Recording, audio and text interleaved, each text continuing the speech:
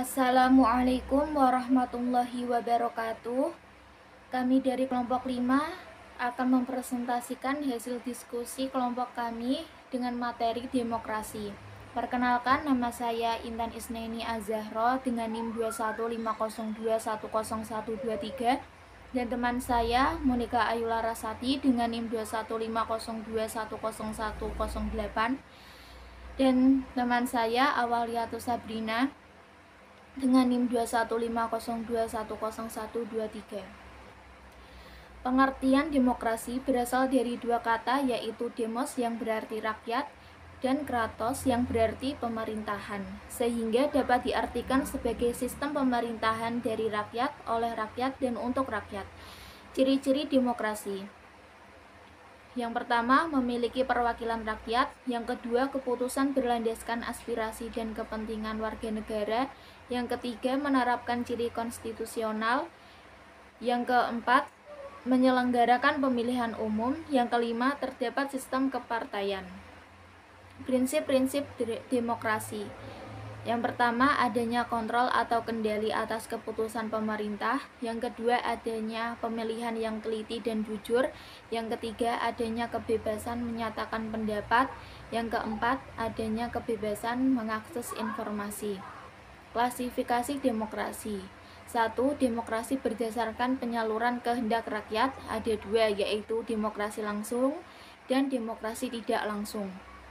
Yang kedua, demokrasi berdasarkan hubungan antar kelengkapan negara, yaitu demokrasi perwakilan dengan sistem referendum, demokrasi perwakilan dengan sistem parlementer, demokrasi perwakilan dengan sistem pemisahan kekuasaan, demokrasi perwakilan dengan sistem referendum dan inisiatif rakyat. Ketiga, demokrasi berdasarkan prinsip ideologi. Yang pertama, demokrasi liberal. Yang kedua, demokrasi rakyat. Dan yang ketiga, demokrasi Pancasila. Demokrasi dalam sistem NKRI.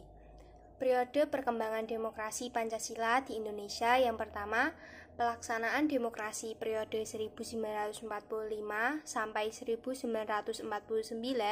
Pelaksanaan demokrasi masih sebagai fungsi pers yang mendukung kemerdekaan. Yang kedua, pelaksanaan demokrasi periode 1949 sampai 1959, demokrasi parlementer. Yang ketiga, pelaksanaan demokrasi periode 1959 sampai 1965, demokrasi terpimpin. Yang keempat, pelaksanaan demokrasi periode 1965 sampai 1998, pemerintahan Orde Baru, demokrasi Pancasila. Yang kelima, pelaksanaan demokrasi periode 1998 sampai sekarang, demokrasi Pancasila. Prinsip demokrasi di Indonesia. Yang pertama, demokrasi yang berketuhanan yang Maha Esa. Kedua, demokrasi dengan kecerdasan. Tiga, demokrasi yang berkedaulatan rakyat. Empat, demokrasi dengan rule of law. Yang kelima, demokrasi dengan pemisahan kekuasaan negara. Yang keenam, demokrasi dengan HAM. Yang ketujuh, demokrasi dengan pengadilan yang merdeka. Yang kedelapan, demokrasi dengan otonomi daerah. Yang kesembilan, demokrasi dengan kemakmuran. Yang kesepuluh, demokrasi berkeadilan sosial. Konsep demokrasi yang diterapkan di Indonesia. Nilai-nilai falsafah Pancasila atau pemerintahan itu sendiri, dari, oleh, dan untuk rakyat berdasarkan sila-sila dari Pancasila. Transformasi nilai-nilai pada bentuk dari sistem pemerintahan merupakan konsekuensi dan komitmen terhadap nilai-nilai Pancasila dan Undang-Undang Dasar 1945. Prospek demokrasi di Indonesia. Menghadapi masalah politik di Indonesia dewasa ini yang diwarnai hiruk-pikuk demokrasi semenjak keruntuhan rezim otoritarian Orde Baru, perlu dibedakan antara ilusi demokrasi dan mekanisme proseduralnya. Demokrasi tidak hanya mensyaratkan perubahan pada lembaga-lembaga politik, tetapi juga perilaku pelakunya. Jika nilai-nilai masyarakat belum siap, maka aktual menimbulkan masalah anomi. Namun demikian, demokrasi harus tetap berusaha diwujudkan meski kontestasinya baru sebatas sebagai sebuah proses belajar.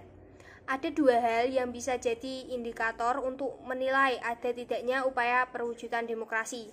Satu, adanya sikap belajar yang tumbuh di kalangan pelaku untuk menyadari dan menggunakan hak-hak politiknya seraya menghargai setiap perbedaan dan pluralitas tanpa memaksakan kepentingan dengan menggunakan kekerasan.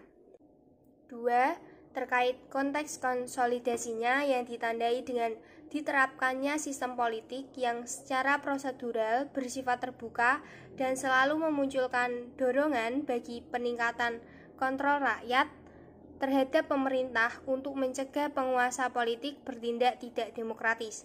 Dalam konteks ini, perwujudan demokrasi tidak sepenuhnya tergantung dari rakyat. Secara kultural, perkembangannya amat ditentukan oleh kaum elit. Apakah berhasil mensosialisasikan nilai-nilai demokrasi melalui perilakunya atau tidak, sehingga rakyat pun bisa belajar mengembangkan kesadaran dan partisipasi yang bersifat etis pula. Dibutuhkan kemauan dan keteladanan elit untuk menerjemahkannya ke dalam perilaku mereka sehingga terbangun pula masyarakat yang sadar demokrasi. Untuk peningkatan kualitas praktek demokrasi di Indonesia, penting melihat perkembangan tata nilai pribadi, individu, dan kolektif masyarakat kita. Integrasi nasional. Integrasi berasal dari bahasa Inggris integrate yang memiliki arti menyatupadukan, mempersatukan, atau menggabungkan. Integrasi nasional adalah usaha serta proses mempersatukan perbedaan-perbedaan yang terdapat pada suatu negara hingga tercipta keserasian serta keselarasan secara nasional. Faktor-faktor yang mempengaruhi integrasi. 1. Faktor pendorong integrasi. Adanya rasa senasib dan seperjuangan yang diakibatkan oleh faktor-faktor sejarah. Adanya sikap tekad dan keinginan untuk kembali bersatu. Adanya ancaman dari luar. 2. Faktor pendukung integrasi nasional. Penggunaan bahasa Indonesia, semangat persatuan serta kesatuan di dalam bangsa, adanya kepribadian dan pandangan hidup kebangsaan yang sama, adanya jiwa dan rasa semangat dalam bergotong royong. 3. Faktor penghambat integrasi nasional. Kurangnya penghargaan terhadap kemajemukan, kurangnya toleransi antar sesama golongan, kurangnya kesadaran di dalam diri masing-masing rakyat Indonesia, adanya sikap ketidakpuasan terhadap ketimpangan dan ketidakmerataan pembangunan. Hubungan antara sikap demokrasi dengan sikap integrasi. Secara teoritis, demokrasi dan integrasi memang menunjukkan posisi dilematis sekaligus kontradiktif. Demokrasi yang mengandalkan perlunya persamaan pengakuan akan hak warga negara dan kelompok-kelompok identitas harus berhadapan dengan keinginan untuk berintegrasinya sebuah kesatuan kebangsaan. Demokrasi perlu mensyaratkan sifat plural, toleransi, menghargai perbedaan, dan tidak memaksakan kehendak. Dengan demikian, sistem politik yang demokratis akan mendorong dan mempertahankan integrasi nasional sebuah negara atas dasar prinsip kebebasan, kesetaraan, dan toleransi. Demokrasi dalam Persatuan Indonesia. Persatuan Indonesia merupakan amanat yang secara eksplisit dinyatakan di dalam sila ketiga dari Dasar Negara Pancasila. Sedangkan demokrasi adalah jiwa dan semangat yang terkandung dalam sila keempat Pancasila yang merupakan sarana utama bagi perwujudan kedaulatan rakyat. Karena sama-sama memiliki posisi yang penting dalam kehidupan berbangsa dan bernegara, dua amanat ini harus dikembangkan secara bersama-sama. Pengembangan sistem politik yang demokratis diarahkan untuk mampu mempertahankan dan makin mempererat rasa persatuan dan kesatuan. Sebaliknya, rasa persatuan dan kesatuan diharapkan mampu memberikan koridor yang makin luas bagi perkembangan demokrasi. Sekian presentasi dari kelompok kami. Terima kasih. Wassalamualaikum warahmatullahi wabarakatuh.